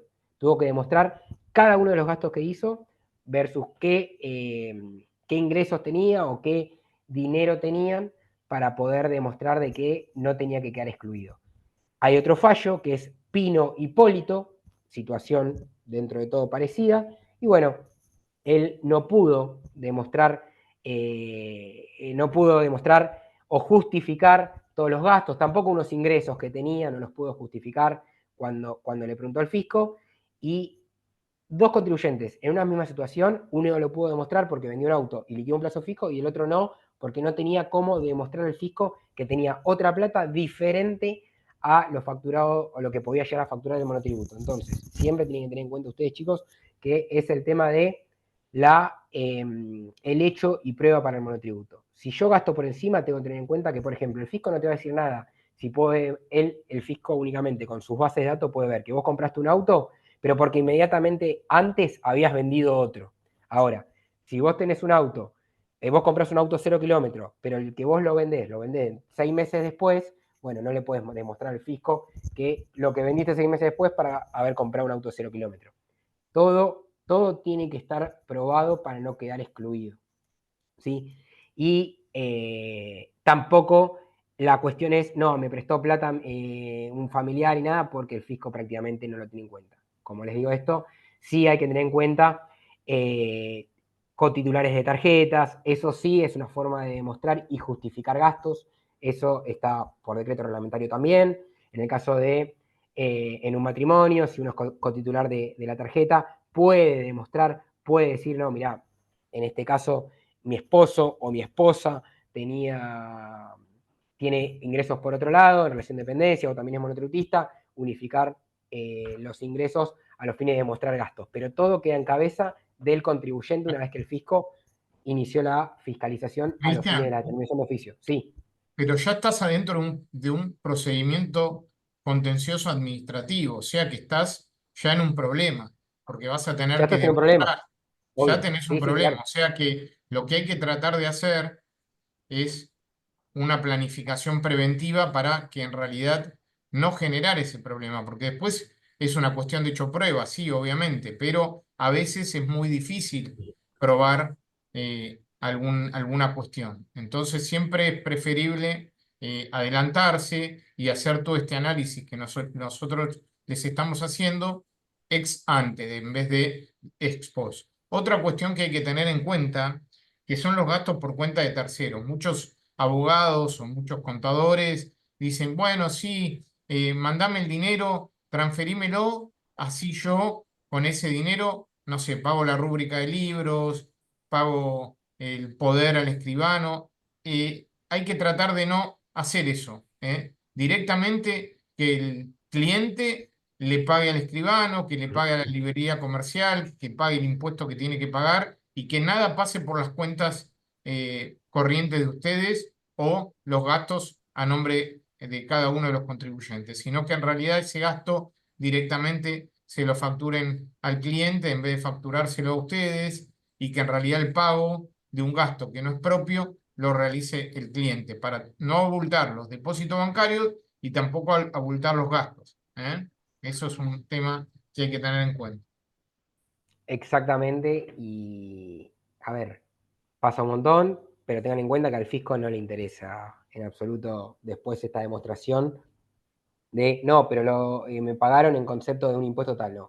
Lo que se facturó ya no hay un poco vuelta atrás y hay que tener en cuenta. Y dicho esto, pasemos al inciso E, que justamente viene por ahí. Depósitos bancarios. Cuando hablamos de depósitos bancarios es muy fácil, el fisco obviamente, si hay un régimen de información amplio y muy alimentado para el fisco, son los bancos, ¿sí? Todo lo que pase o esté bancarizado o pase en un banco, el fisco tiene conocimiento y sabe todo.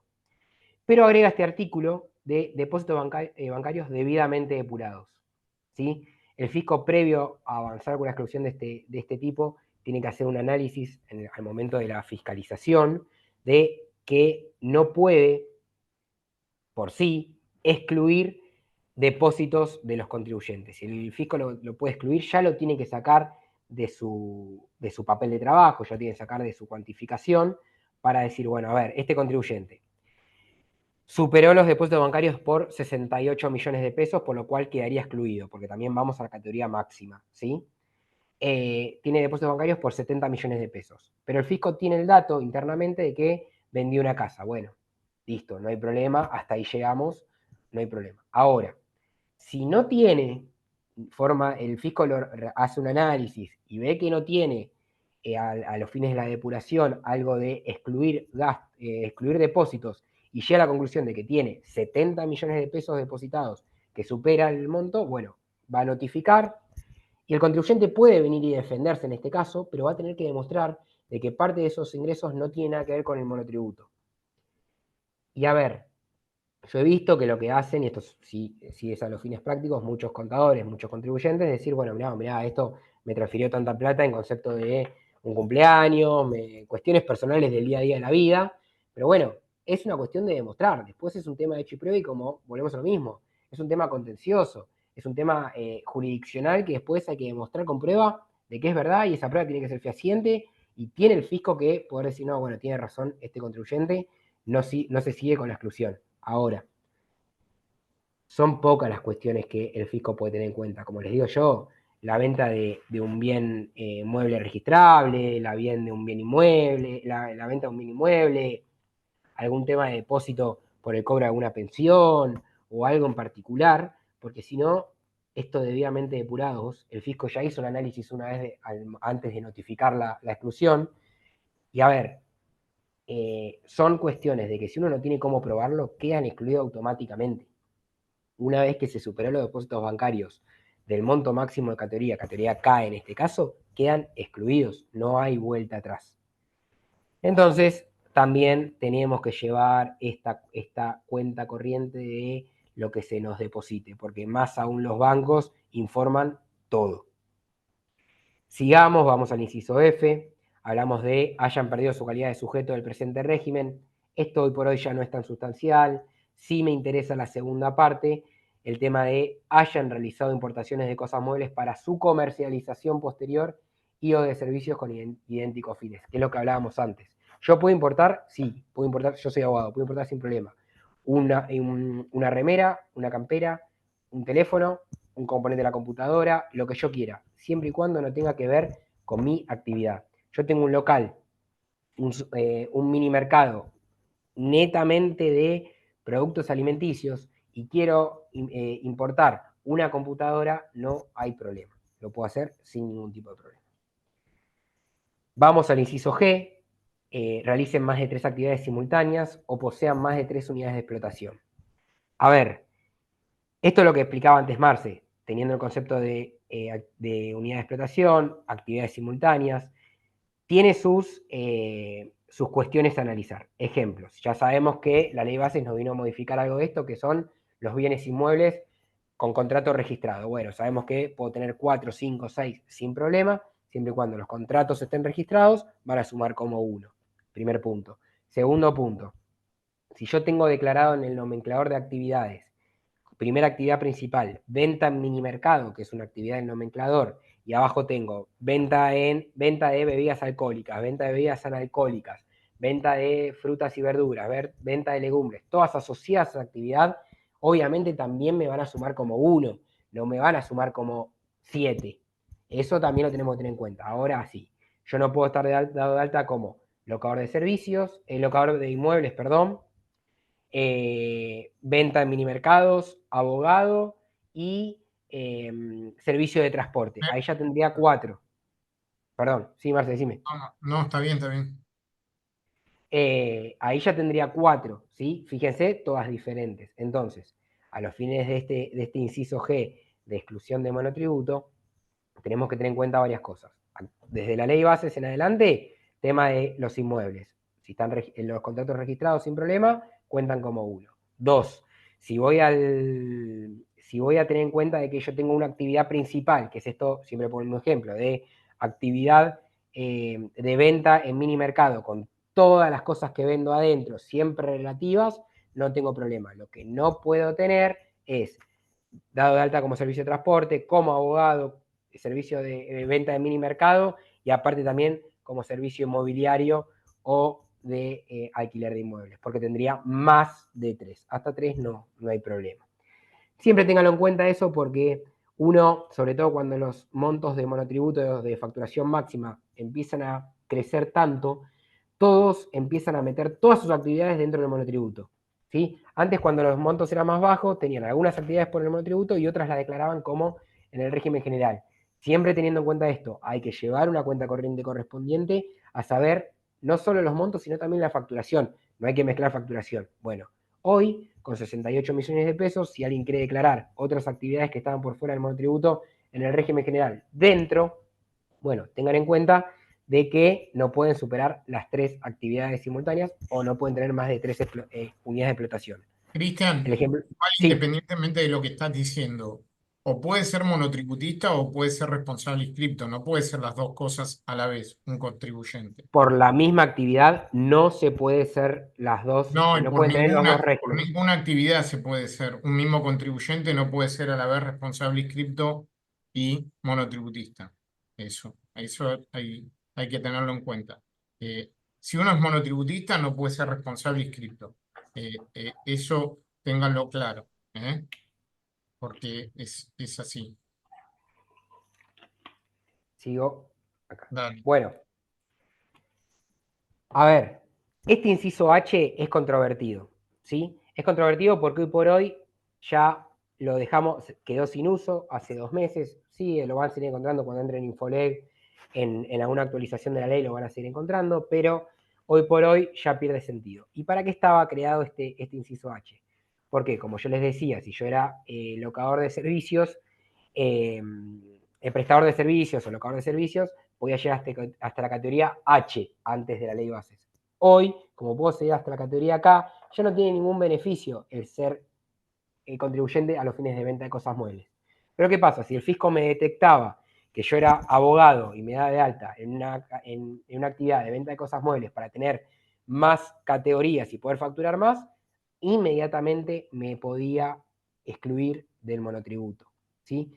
De forma inmediata, una vez que lo detectaba. Era muy fácil, sobre todo con el tema de la facturación electrónica, que ya se identificaba y en el detalle se ponía que estaba facturando. Bueno, no, mirá, vos me estás diciendo que son horarios profesionales y me declaraste venta de mini mercado. Bueno, puede ser, no podés llegar hasta la categoría K o en la cual estás inscripto. ¿Sí? Bueno, quedás excluido inmediatamente. Seguimos, categoría I. Sus operaciones no se encuentran respaldadas por los documentos equivalentes a facturas. ¿Sí? Quiere decir que yo tenga más operaciones realizadas, esto empiezan a entrar en juego varios de los incisos, como por ejemplo el tema de los depósitos bancarios. Bueno, yo no tengo mis operaciones respaldadas con facturas. Hay muchas formas de probarlo, como les digo, empezar a conjugar incisos del artículo 20, che, tenés depósitos bancarios por tanta plata, pero no tenés facturación respaldatoria, y vos me decís que son en concepto del monotributo, pero no están facturados. Bueno, toda esta cuestión sí queda a priori en cabeza del fisco, quien tiene que demostrar esta situación. Mirá, este contribuyente no me está respaldando sus operaciones con facturas. Siempre pongo el mismo ejemplo, históricamente existía la figura del famoso fedatario, una cuestión bastante abayazante del derecho de defensa del contribuyente, que se investiga a un inspector del fisco, iba de incógnito, consumía, si no se le daba factura, podía labrar un acta y a futuro podía hacer un análisis para quedar excluido. Bueno, hoy por hoy yo creo que ya no está pasando tanto esto, pero ha pasado y se daba este inciso, que antes era el J, este inciso como motivo de exclusión de esas cuestiones. Vamos al inciso J, sí es muy importante, sobre todo para aquel contribuyente que vende cosas muebles. Hablamos en su momento de los gastos personales vinculados vinculados al contribuyente. Ahora tenemos que hablar de gastos inherentes al desarrollo de actividad. No, ya no son los gastos personales, sino son estos costos o gastos, como dice acá, que tenemos para llevar adelante el comercio. Y acá sí tenemos que hacer una distinción muy importante, porque yo les decía, la lógica razonable por la cual el contribuyente que prestaba servicios podía llegar hasta una categoría o tres categorías menos que aquel que venda cosas muebles era por el tema de los costos que tenía el contribuyente que vendía cosas muebles para llevar adelante su comercio. Bueno, a los fines de monotributo este inciso continúa, sigue, existe, y hay una distinción sustancial. El contribuyente que vende cosas muebles no puede haber tenido gastos inherentes a su actividad, ¿sí? Por encima del 80% de la categoría K. O sea, tiene que agarrar, ¿cuál es la categoría K? Los ingresos brutos, 68 millones. Listo, yo me paro en 68 millones. Tengo que hacer el 80% de 68 millones y ese monto que me dé no puede ser mayor al costo que tuve durante los últimos 12 meses, por ejemplo, para adquirir mercadería. Si lo supera, inmediatamente quedo excluido. ¿Sí? Eso es un dato no menor. ¿Por qué? Desde hace unos años, sobre todo 2017 2018, cuando nace o cuando se empieza a aplicar para los monotributistas y también para todos los regímenes impositivos, la facturación electrónica, pasaba que, por ejemplo, Coca-Cola, La Serenísima, Arcor, Sancor, todas las grandes empresas bajaban mercadería a los locales, ¿sí? Hacían facturas electrónicas, ¿sí? La factura electrónica inmediatamente se disparaba, como ya era directamente vinculada a los sistemas del fisco, el fisco la tenía, automáticamente se realizaban, se facturaban. Bueno, claro, el contribuyente perdía sentido de cuáles eran sus costos, de cuáles eran sus gastos que tenía para llevar adelante la actividad inherentes al desarrollo de la actividad, pero el fisco ya estaba recibiendo información de los proveedores del contribuyente. Bueno, y así han quedado excluidos un montón, pero un montón de contribuyentes monotributistas. ¿Por qué? Hoy estamos en el 80% de 68 millones, pero tienen que tener en cuenta que hasta marzo de este año, inclusive el año pasado, el monto máximo era 11 millones.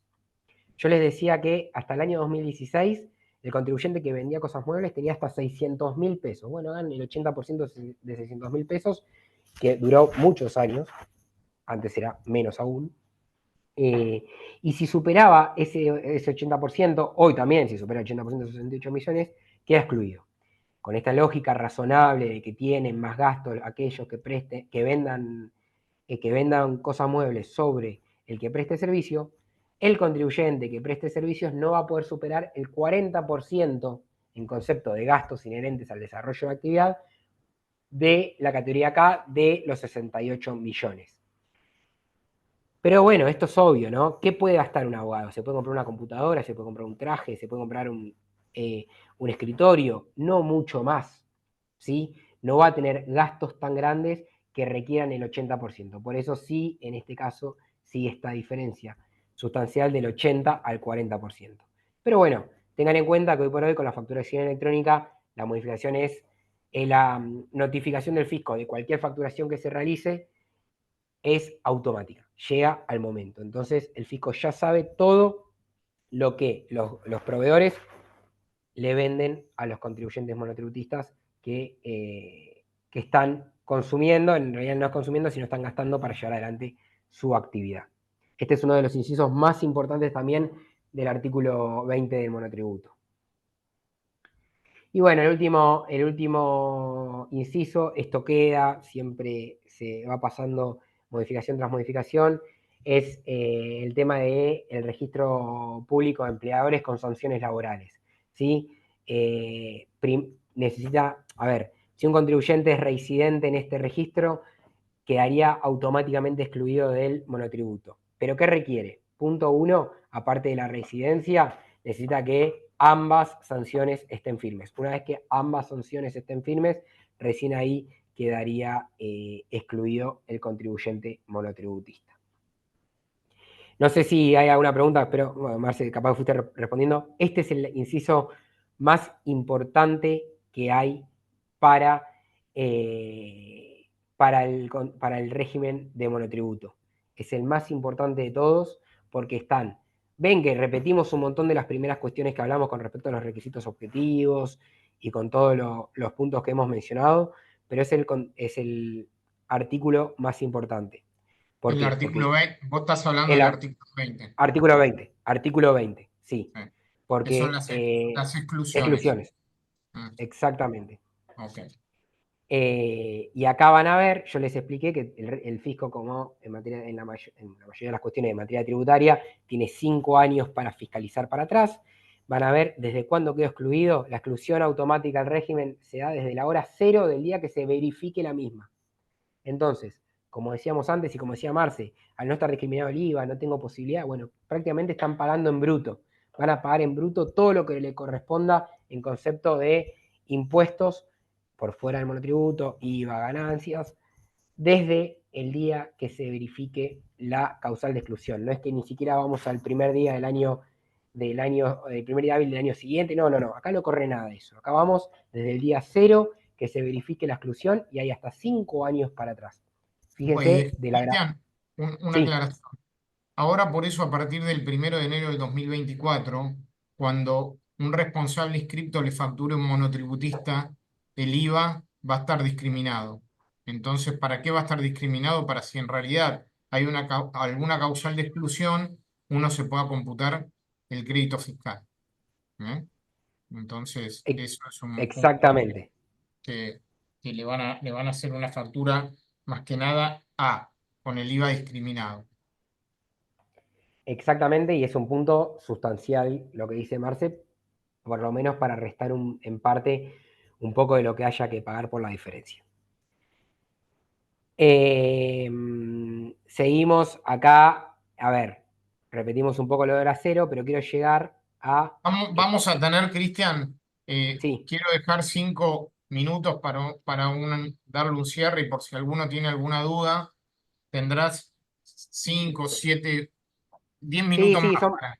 ¿Eh? son pequeñas cosas que quiero Dale, perfecto. mencionar Dale. ahora, sobre todo con el tema de qué pasa ante la exclusión, ¿no? ¿Qué Ok, tenemos que perfecto. hacer? A ver, acá, a nivel recursivo en materia tributaria, todos pueden tener en cuenta el artículo 76 de la ley 11.683, pero a los fines de monotributo tenemos que ir a un recurso residual que surge del decreto reglamentario de la ley 11.683, que es del artículo 74. ¿Sí? ¿Qué pasa? Tenemos 15 días de una vez notificada la exclusión. Hoy por hoy sabemos que existe el domicilio fiscal electrónico. Una vez que se nos envía la exclusión al domicilio fiscal electrónico, tenemos que estar rápidos y atentos. Porque el fisco facilitó o simplificó por un lado, porque yo entro al portal de monotributo y ya una vez que, si me notifico y me doy cuenta de que estoy excluido, dentro de los 15 días entro al portal de monotributo, voy a una cápite que dice recurso del artículo 74 y a partir de ahí ya inicio mi descargo. ¿Sí? Esto es muy importante saberlo. Son 15 días. Si no cumplo con los 15 días, ya quedo directamente excluido y no hay vuelta atrás. Al no haber vuelta atrás, tengo que tener en cuenta algo. No hay vuelta atrás es quedo excluido desde el momento que se me excluyó y no tengo posibilidad de presentar descargo. ¿Sí? Ya no hay forma de recuperar la condición de monotributista. Y voy a quedar excluido ¿desde cuándo? Desde ese famoso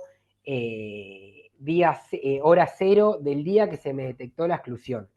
Entonces, tengamos en cuenta de estos famosos 15 días, de tener al día el domicilio fiscal electrónico. Hay muchas cosas que tenemos que tener en cuenta a los fines de la exclusión de monotributo, porque una vez que se configura, ya no hay vuelta atrás. ¿Sí? Estas son formas de exclusión que a veces las mencionamos, que puede ser la exclusión física, pero a mí me interesa que hoy por hoy esto de controles sistémicos. ¿Cómo lo llamamos? Exclusión de pleno derecho. Cuando hablamos de la exclusión de pleno derecho, prácticamente es todo sistémico, es todo online, por así llamarle. Se notifica, domicilio fiscal electrónico, quedó excluido y no tenemos vuelta atrás. Si dentro de los 15 días no presento nada del artículo 74, el recurso del artículo 74 del decreto reglamentario. ¿Sí? No sé si, a ver, acá los recursos. Y bueno, y acá un poco lo que hemos mencionado, le vamos a dejar también mucha jurisprudencia, pero sobre todo ese fallo que les marqué, Pino por un lado, con la diferencia de Morata Jorge, que Morata Jorge sí es interesante, sobre todo con esta posibilidad de no facturar los honorarios regulados en el expediente, siempre y cuando se cumpla con, o sepamos que vamos a cumplir con los gastos inherentes, los gastos personales los vamos a poder cubrir, y distintas cuestiones que tenemos que tener en cuenta. Creo que cubrimos todo, medio a la velocidad de la luz. Voy a dejar de compartir un segundo. No sé Y si dale una pequeña vuelta de tuerca, Cristian, a todo lo que es el procedimiento en 2 minutos, 5 minutos, a todo lo que es el procedimiento de exclusión y la forma que vos tenés de recurrirlo. Bueno, ya lo explicaste, que es el recurso residual del artículo 74 del decreto reglamentario de la ley, que no tendría efecto suspensivo. Ese es un punto. Así que ese es un punto. Sí, habría que plantear una medida cautelar, una medida de no innovar, para que en realidad el fisco no pueda ejecutar. Eh, Más que nada, vos hablaste de exclusiones más que nada sistémicas, y la otra es la exclusión más que nada en la verificación presencial vendría a ser. exacto. Puede pasar de que no sea sistémico, sino que sea una exclusión presencial, que en ese caso nos van a notificar, se va a presentar un agente del fisco, nos va a dar el papel de trabajo donde se justifique la exclusión. A ver, a partir del año 2017, cuando ya se estandarizó la orden de intervención, se nos va a tener que notificar la orden de intervención explicando todo, al margen de individualizarme a mí como contribuyente, el periodo por el cual se me está fiscalizando y, en su caso, la posibilidad de exclusión, el motivo, el inciso, se me van a dar un montón de datos. Sistémicamente también, pero sistémicamente se me notifica, caigo en lo que se llama MOPLET, que es esta famosa exclusión de pleno derecho, y el mismo sistema, ¿sí? Me va a dar la posibilidad de ir llevándome a través de los pasos del artículo 74. Ingreso con clave fiscal, voy al portal de monotributo una vez que me notifiqué, y va a haber un apartado que va a ser recurso del artículo 74. Y me va a ir llevando paso a paso para darme de baja, para presentar el recurso con mi descargo, con aportando prueba. Eso es muy importante también, eso también que Marce me hace un parate. Hay que aportar prueba en el recurso del artículo 74. Por más que estemos estamos en etapa administrativa, obviamente todavía, pero también hay que aportar prueba, porque el fisco la tiene en cuenta a los fines de analizar. El juez administrativo, al momento de dictar una resolución de la determinación de oficio, va a tener en cuenta y va a tener que ponderar la prueba que yo le aporte.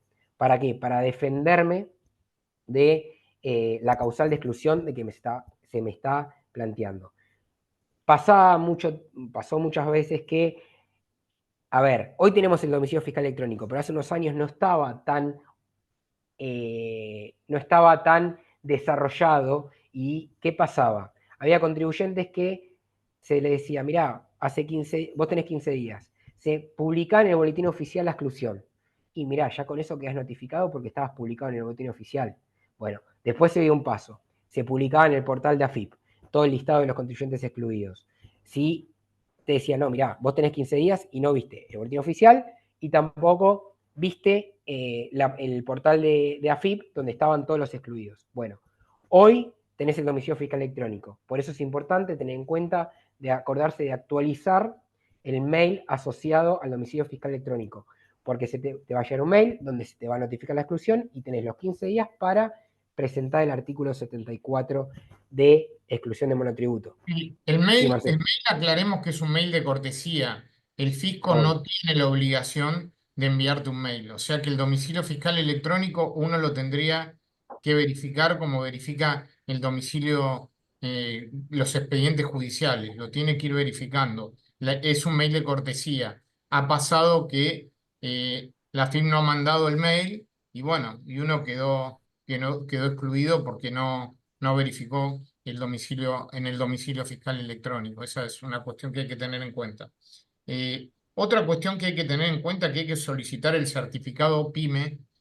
Todos los monotributistas tienen que solicitar el certificado PYME y a su vez pueden solicitar la exención de los impuestos a los débitos y créditos. Esto surge de la resolución 5031 del año 2021. El que en realidad es monotributista y hoy está pagando el impuesto a los débitos y créditos o le retienen el impuesto a los débitos y créditos en la cuenta corriente, puede tener la posibilidad que no se lo retengan más, cumplimentando los requisitos que determina la Resolución General 5031 del año 2021. Ténganlo en cuenta. Y previamente tienen que sacar el certificado PYME, el certificado PYME. Eso es un punto que quería aclararles. Cristian, ¿querés agregar algo más? No, creo que con eso, más allá de una pregunta que pueda surgir, creo que más o menos estamos con un Bueno, pantallazo ahora, general. ahora, ahora quedamos a las preguntas que ustedes puedan querer realizar de algún tema puntual que tengan. Estamos abiertos a todas las consultas que nos quieran realizar. A viva voz, si quieren, el chat, ahí había una pregunta, espera que voy a analizar esto. ¿Se puede derivar el pago de la obra social del monotributo a la caja de previsión de abogados? Yo entiendo que sí. ¿eh? 15 Sí, días sí, son 15 días hábiles administrativos. No hábiles, son exacto, sí. 15 días corridos, son 15 días hábiles administrativos. Eh, no sé, ¿hay alguna pregunta que haya para realizar? ¿Se entendió? Fue claro, ¿no? La exposición, creo que se fueron viendo todos los temas del monotributo. Eh, Ahí les voy a dejar nuestros mails. Cristian, poné tu mail ahí, y ahora voy a poner el mío por si tienen alguna consulta que nos quieran realizar. El material de la charla después se los vamos a pasar. ¿eh? Así que eso se lo vamos a pasar para que ustedes lo tengan. Voy a anotarles mi mail, así si tienen alguna duda con algún punto. Y vos anotá también tu mail, Cristian, así alguna consulta Sí, yo ahí lo mandé. que puedan realizar. ¿eh? Bueno, acá Paula, sí, Paula, te escuchamos. No, no puedes hablar. A ver. eh, Tendré inhabilitado yo a ver, para. No, creo que solo lo puede dar el admin. No sé si sos vos, Ahí, Marce, ahí podés habilitado. hablar. Ahora sí Ahí está, puedo. ahora sí. Sí, sí. Perdón la Perdón. ignorancia, pero lo que no me quedó claro es, o sea, a los efectos, supongamos, como abogados nosotros no tenemos, por la resolución que dijeron, obligación de facturar lo que nos regulan judicialmente, Sí. ¿sí? Ahora, desde el punto de vista, ¿cuál sería el beneficio? O sea, por si me paso del monto total, Eso es lo que no entiendo. O sea, porque ¿en qué me beneficiaría no facturarlo, digo yo?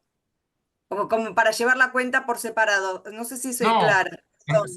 sí, Clara, en realidad no tenés obligación de facturarlo. Lo podrías facturar, sería mucho más prolijo que lo factures y con eso en realidad vos tendrías más que nada un control del total facturado para determinar si en los últimos 12 meses anteriores superaste el límite máximo de la última categoría, que son 68 millones de pesos, ¿entendés?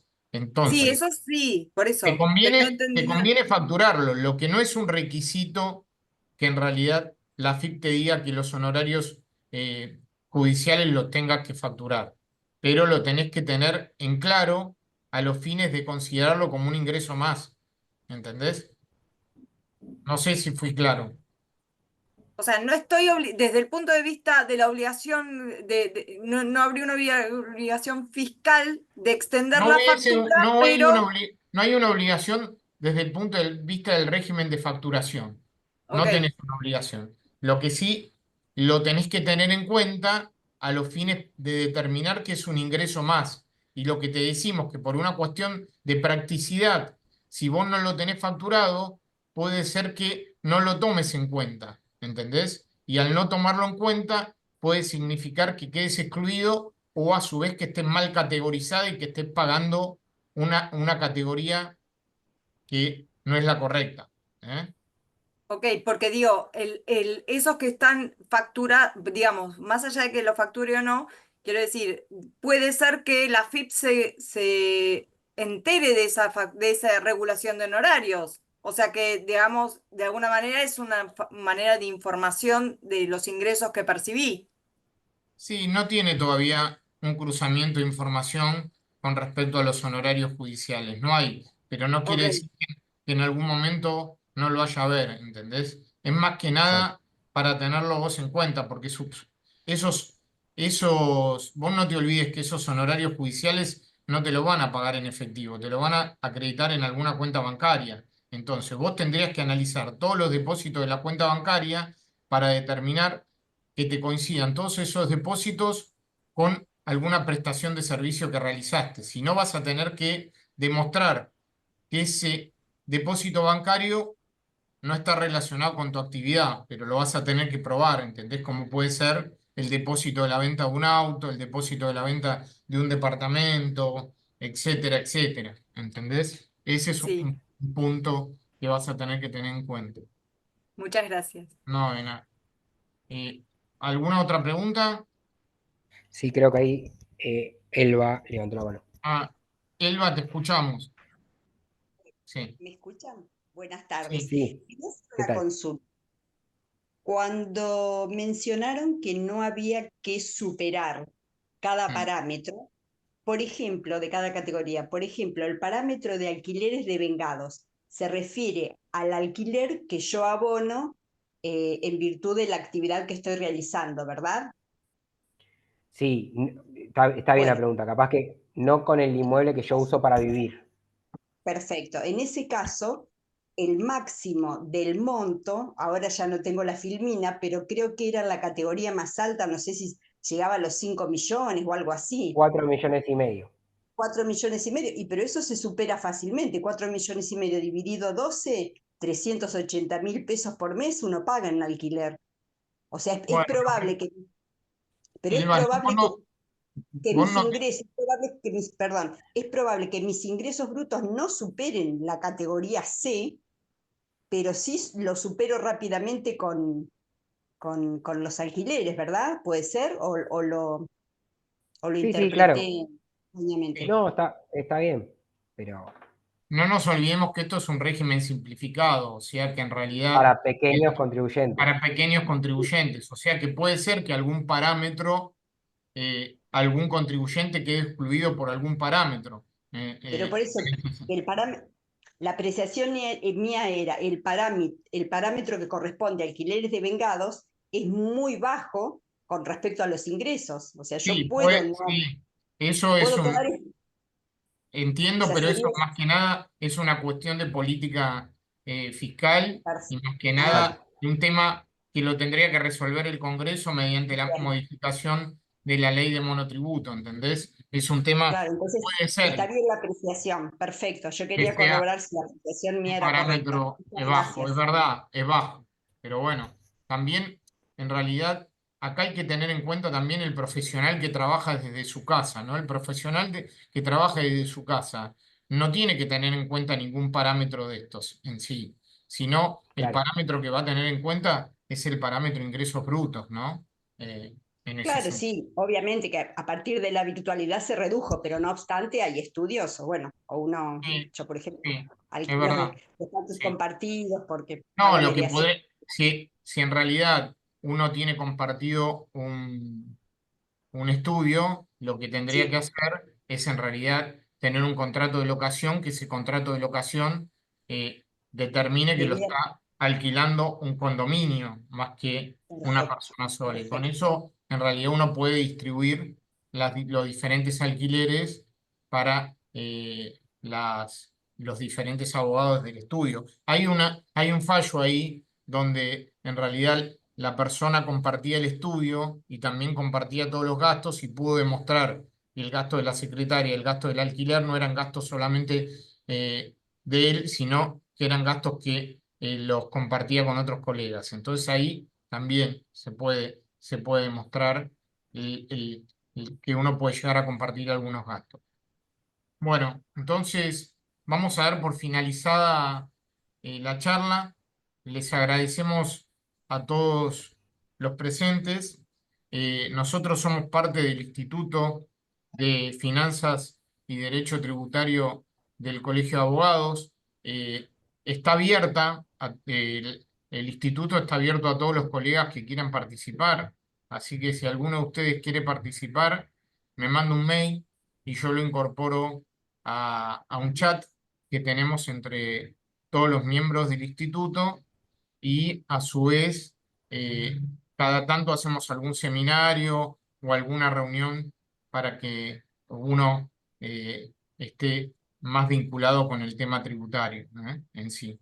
Así que bueno, les agradecemos. Genial, Cristian. La verdad que estuviste muy claro. Gracias. Te agradecemos. Así que bueno, vamos a dar por finalizada la charla. Nos veremos en alguna otra charla que vayamos a dar. Así que bueno, los despido. Hasta luego. Nos vemos. Gracias.